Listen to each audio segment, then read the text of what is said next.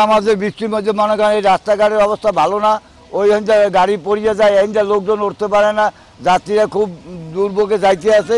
আমরা খুব কষ্ট করে কাম করতে আছি, আমরা হেভি কষ্ট করতে আছি। বৃষ্টি তো কাল রাত্রে হইতে আরম্ভ হয়েছে, শাক দেয় না, এই জন্য আমাকে বেচা কিনা খুব ক্ষতি হইতেছে।